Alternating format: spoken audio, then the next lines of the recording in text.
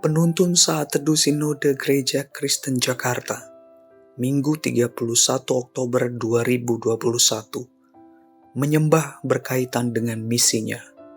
Dari Kisah Para Rasul 16 ayat 25-31.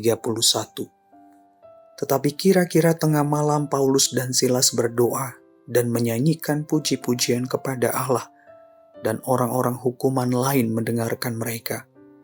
Akan tetapi terjadilah gempa bumi yang hebat, sehingga sendi-sendi penjara itu goyah, dan seketika itu juga terbukalah semua pintu, dan terlepaslah belenggu mereka semua. Ketika kepala penjara itu terjaga dari tidurnya, dan melihat pintu-pintu penjara terbuka, ia menghunus pedangnya hendak membunuh diri, karena ia menyangka bahwa orang-orang hukuman itu telah melarikan diri.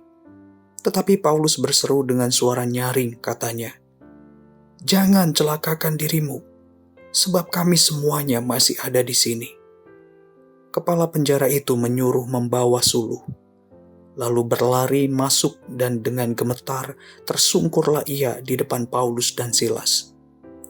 Ia mengantar mereka keluar sambil berkata, "Tuhan, Tuhan, apakah yang harus aku perbuat supaya aku selamat?"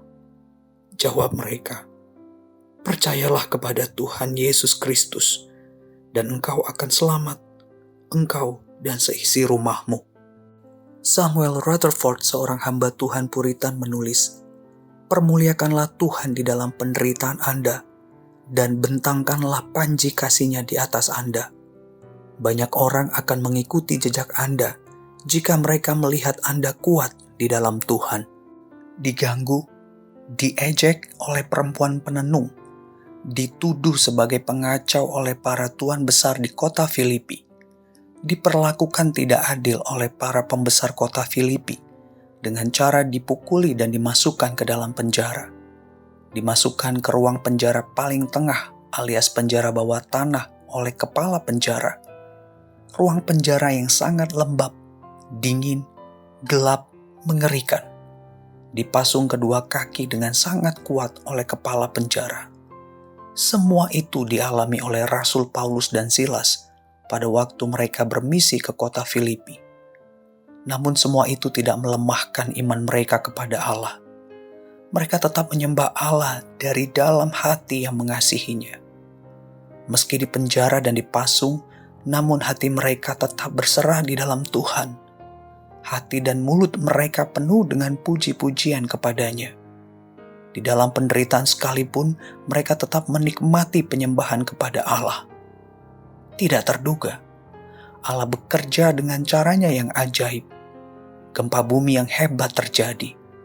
Sendi-sendi penjara terlepas. Semua pintu penjara terbuka. Bahkan belenggu pun terlepas. Hal itu membuat kepala penjara hendak mengakhiri hidupnya karena menyangka semua orang hukuman, termasuk Paulus dan Silas, telah melarikan diri. Allah menyatakan belas kasihannya kepada kepala penjara tersebut. Berita keselamatan disampaikan kepadanya oleh Paulus dan Silas. Bukan hanya untuk dirinya, namun juga untuk seisi rumahnya. Satu keluarga diselamatkan bagi kemuliaan Tuhan. Penyembahan Paulus dan Silas kepada Allah menguatkan kerohanian mereka tatkala menghadapi berbagai penderitaan. Tidak hanya sampai di situ, mereka menerima kuasa dan kepekaan dari Allah untuk menyaksikan berita keselamatan kepada kepala penjara tersebut. Saudara, menyembah Allah berkaitan erat dengan misinya. Penebusan Kristus membentuk kita menjadi penyembah-penyembah Allah yang selalu berserah di dalamnya, di tengah-tengah berbagai penderitaan yang kita hadapi. Hati dan mulut kita senantiasa memuji-mujinya, meski kita sedang menghadapi situasi yang berat, sulit, sakit. Tidak hanya sampai di situ, Allah berkuasa memakai kita untuk menyaksikan Injil-Nya kepada jiwa-jiwa tertentu yang dipertemukannya dengan kita di tengah-tengah penderitaan sekalipun.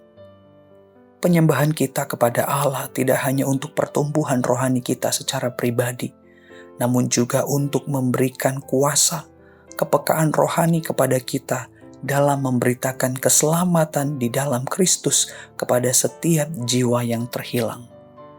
Ini adalah penyembahan yang sejati. Sementara penyembahan yang palsu hanya mementingkan dirinya sendiri dan tidak pernah mau peduli dengan keselamatan jiwa-jiwa yang terhilang.